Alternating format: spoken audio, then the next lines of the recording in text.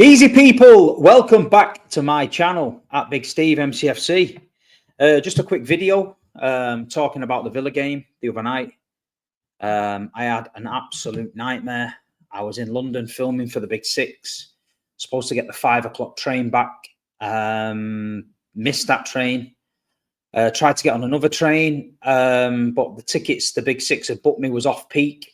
That was peak. Tried to pay on it, 175 quid. For a ticket one way back to Manchester. I'm not paying that. So I watched the game on my phone with Saeed on the train back from London. Managed to transfer the tickets over to somebody else, so they went to the game in my place. So that was good.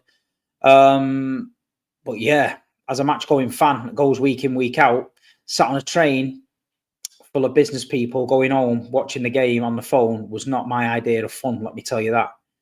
I actually got back to Manchester just before we'd scored the last goal. So I got in my car just as Nunes had scored. So I was absolutely over the moon.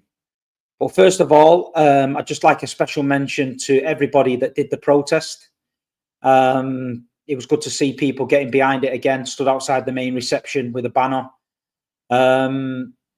And as you can see by the empty seats in the stadium, £71 for Aston Villa at home, which has been rescheduled, 3 times, is an absolute joke. We've got Wembley coming up at the weekend. I believe the Wembley ticket sales are bad as well. There's nobody going to Wembley. So when is somebody in the football club going to actually, have a pair of balls and speak to somebody at the top and tell them it's not working? Surely to God, you're better to knock £20 off a ticket to get the ground full, get the atmosphere better, and get people spending money in the stadium than to hold your guns at £71 and have it empty, because it's a joke, people. It is. And the club just gets pelters from everywhere. The rival fans use it as a stick to beat everyone with because they've got nothing else to do. Oh, the empty had this, you can't fill your stadium, this and all that. And the irony of the Aston Villa fans who were taking the piss on social media, well, anyone who went to the FA Cup game a few years ago when Iniacho scored an hat-trick at Villa Park, go and Google it. Yeah, go and Google the attendance. There was about 20,000 there. There was 3/4 of the stadium empty. So this was when Aston Villa, was shit and the fans deserted them. So point scoring against Man City when there's a few empty seats, when we just won 4 league titles in a row and a treble, and basically we're fucking miles better than you on and off the pitch. We always have been. Our fan base never left us in Division 2 or the Championship like yours did. Is a bit random to me, but hey ho, it is what it is. But the proof's in the pudding. So before they start whinging, I seen it with my own mince pies. I was at the game. Iniacho got an hat-trick and there was no cunt there. So this is what you're getting, though. This is what the club's getting. You know what I mean? This son's a nightmare. I've had to turn this round about 4 times, so just bear with me. But this is what's happening now. It's there for everyone to see. It's plainly obvious for everyone to see. There's a problem in the football club with the pricing structure. Now, they've got to come to the table and talk. I'm sorry they have. You know what I mean? I'm sick of talking about it. I'm sick of trying to justify it to people. I'm sick to death of harping on about it. But there's a problem. And you know what? There'll come a point where the football club, it's going to start getting nasty between the fans, which nobody ever wanted. This could be all avoided by just dialogue, just a bit of dialogue. That's it. You know what I mean? A bit of common sense. The demand for tickets is not what they think it is. Do you know what I mean? It's great when you're winning and great when you're going towards a title. Everyone wants to be there. When you're not winning and you're sort of floating about mid-table, there's a lot of fans that are fair weather fans. They don't want to go and see that. They don't really want to go. And that's with every single football club, you get that. So I think the people involved in the ticketing and the people involved around the club at a high level have not thought about it proper. And they're not, they're sacrificing the atmosphere and the football club and the soul of the football club for profit. I've heard about questionnaires they've been sending out to people about influencers and what could the football club do to help influencers, right? But when you dig into these emails I didn't get one, by the way. When you dig into these emails, it's basically allowing like other people to pay the club to come and film at the stadium, or to the club can do something for influencers that you can pay and you can get on their platforms and all that. So they're even looking at making money out of people from YouTube, etc. now, which you know what the YouTube you're going to get. You're going to get people on YouTube that are proper City fans. Some go to the game, some don't, but they love Manchester City. And then you're going to get the ones that just support every other different club who are just going to latch onto Manchester City just so they can make money out of it. And the club are basically asking for that. So there's another thing coming on the horizon, which is going to happen.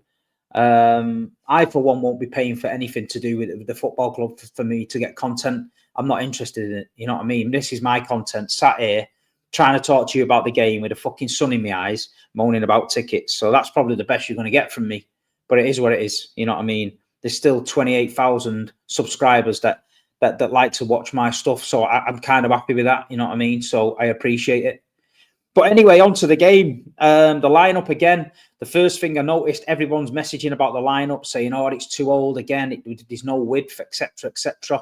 Which, you know, I think we all agree with. But the last game against Everton, it kind of worked. You know what I mean? We got to 60, 70 minutes, and then he changes it, and then we win the game. Exactly the same thing happened. First minute, Marcus Rashford gets a chance.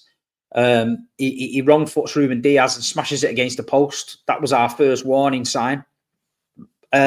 City were keeping possession well. Again, a lot of side-to-side passes. We were finding it difficult to break through the lines, but we were creating the odd chance here and there. Bernardo Silva, I thought, was outstanding. Thought worked his socks off. Mamouche coming across onto the left sometimes. He looked kind of dangerous out there. And then we got the first goal, people. I think it was Mamouche with a cross. Bernardo running in. He hits it basically at Martinez, who spills it into the goal. Not the finest goal he's ever scored, but we're taking it. You know what I mean? We're going to take it. So we find ourselves 1-0 up. And I thought we looked comfortable after that. I thought we look okay, really. The odd counter-attack Villa were breaking on. And then we give away a penalty. I've seen it from multiple angles. People were saying he got the ball. I mean, did he touch the ball? I don't know. I've watched it 2 or 3 times. To be honest, if it happens against us, we're screaming penalty. You know what I mean? He's come across him. I get that Diaz has put his hands up to say, I'm not touching him, but the fact is he's touched him. So I'm not going to moan about it. It is what it is. Rashford steps up, scores. It's 1-1. And it pretty much took the same direction as the Everton game. You know what I mean? It was filtering out to be a 1-1. Don't get me wrong. 1-1 at home against Villa in our current predicament, I probably would have took that. The game was filtering out. There was a couple of chances. I think Mcfc, who started, he did okay for me. He had a great chance. He brought the ball down. He lobbed the goalkeeper, just went wide. So we was making chances, but there was just something missing. You know what I mean? Villa, they had a great bench. They brought on a lot of attacking firepower. They were obviously trying to win the game late, nick it. And City made the changes again, and it was that man again, Jeremy Doku. I feel like he makes a great impact coming off the bench. I feel like sometimes when he starts, he can go a little bit stale in games, but I feel like Pep's got this thing in his head now where it's, last 10 minutes, Jeremy Doku comes on. You've got Disasi, who's just come on as a fullback, who's not the greatest. He's roasted him. 94th minute, he's roasted him. He's put a ball across the box with the outside of his boot, which I don't think I've ever seen him do that before. And who arrives at the back post? Mateus Nunes, the new right back. Nice and calm, collective, slots it in. Unreal scenes in my car. The car was bouncing. Big Steve was shouting. People in the traffic must have thought, what's he going on about? But no, it was brilliant. And you can't beat a last-minute winner. And I think it was a 93-20 goal on it, someone said. So that was good. But yeah, smash and grab. We're taking it. You know what I mean? Against one of the top 4 rivals. We're taking that all day long. You know what I mean? Puts us in a great position.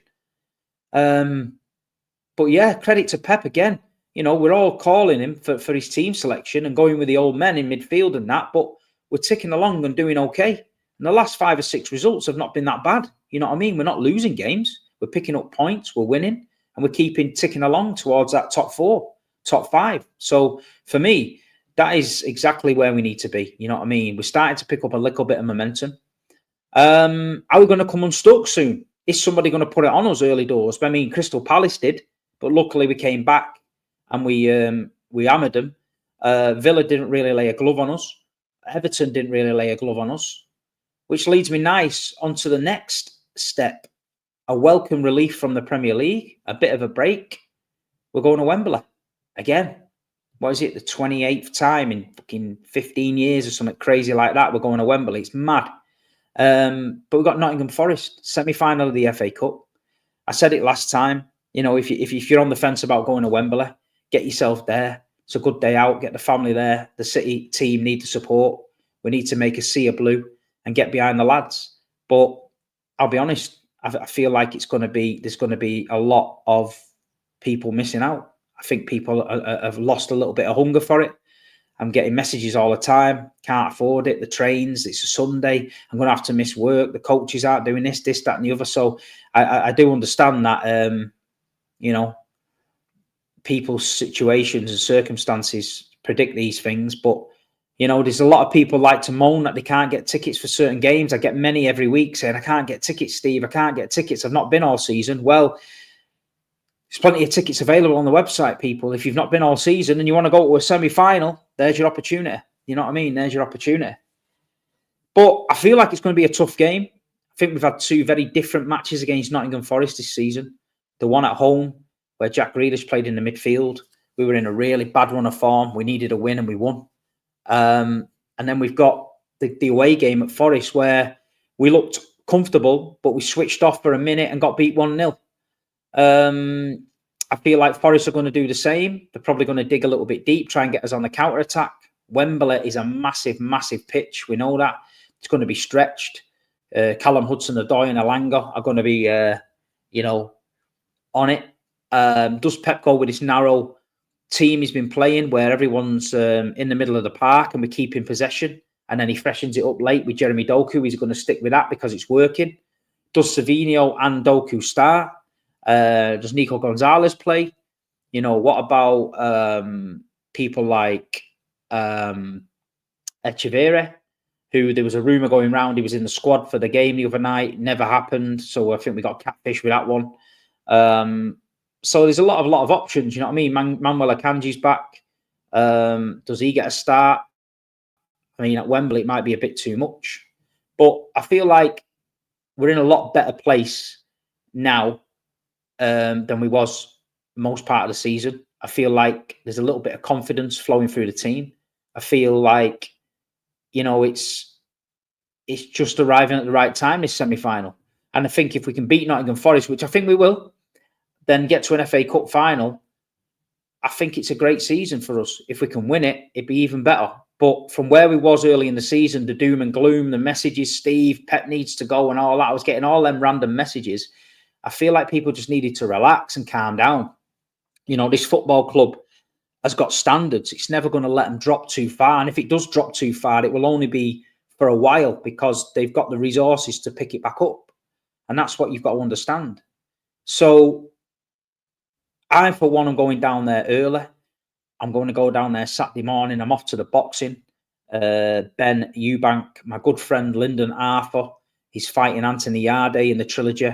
So I want to wish Lyndon all the best. Lyndon's been a friend of mine since he was a kid.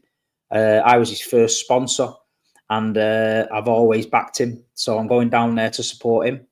The Ben Eubank fight for me is just a bonus. I can't really call it.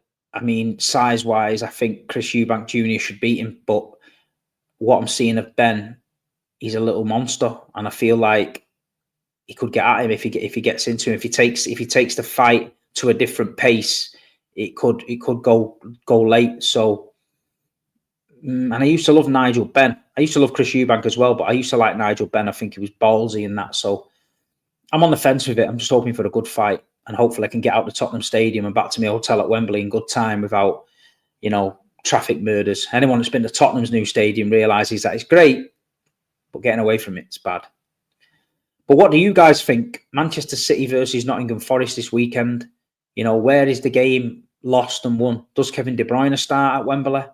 You know, do we go with the width? Do we try and fight fire with fire? Do we give them a problem to think about? Elanga's got to come down one wing. Do we fight that with one of our wingers? You know, do we keep to the same shape and system as we have done the last few games, where it's very, very narrow, no width? Bring Jeremy Doku on, Savino on late, hopefully snatch it again.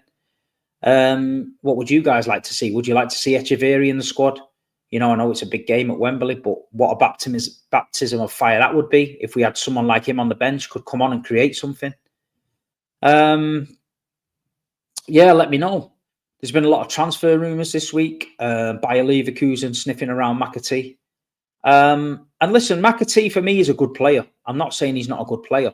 Do we see him as a regular Manchester City starter every week? I don't see it.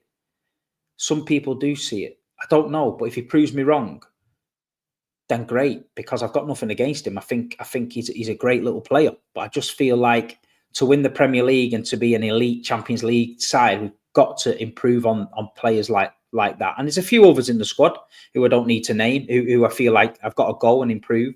But McAtee, with him being homegrown, you know what I mean? If we can get 30, 35 million, 40 million for him from somewhere, it's pure profit. And I feel like we can invest that somewhere else. So we'll see with that. Leverkusen have been sniffing around in Newcastle, it said. Maybe that's just an agent putting the feelers out there and getting it ramped up in the press. I don't know. But let me know what you think about that. Would you guys keep him? Would you not keep him? We do need squad players, but it's whether, you know, he's not a kid anymore. You know what I mean? He's not a kid anymore. He's not a teenager, so he should be, you know, stamping down a regular spot somewhere for me. Florian Wirtz links are not going away. I've told you my thoughts about Florian Wirtz. I feel like after watching him this season a lot, I feel like he's the closest thing we're going to get to a playmaker, Kevin De Bruyne style player. And I feel like if City can get him, I'd be over the moon. You know what I mean? Erling Haaland, I believe he's back running again. We need the big fella back for the running. You know, if we can get him back if we can get to an FA Cup final and get him back for that, I feel like he's a big plus. But I can't lie, the system we're playing now is working. Omar Mamouche, he's looking very, very dangerous. Do you know what I mean? He missed a couple of good chances last few games, but, you know, he's getting in them positions. He's had a great season, and I believe with a good pre-season under his belt, Mamouche next season will be unbelievable. Just want a special mention to the centre-back partnership. I mentioned it last time. Josko Vardio, Ruben Diaz centre-back partnership for me is looking very, very steady and solid. I believe that will be the number one partnership. I hope Pep doesn't try and change it too much. I feel like, you know, it works. They both complement each other very, very well. I feel that at the minute we've got two midfielders playing fullbacks is not ideal, but that's working. But I think in the summer, if we can get two natural fullbacks, I feel like we could have the makings of a really, really solid defence. And as you've seen this season, you know, Arsenal have had a good season. The defence is solid, but they're toothless up front. Our defence is patchy, but we're quite good up front. So I feel like if we can get the defence right, the rest will take care of itself. Anything else? Goalkeeper situation, yes. Diego Costa from Porto, we're getting linked with him. I mean, he's a good goalkeeper, Costa. He's very, very eccentric and a bit crazy. Some people are saying they don't want him. They'd rather have the kid from Lille, Chevalier, is it? But don't forget, we've still got Edison there. He might stay another season. I think he's good enough. I think he's definitely good enough to play another season for us. Ortega, I feel like, is on the edge. He probably deserves to be number one somewhere else, so he could go.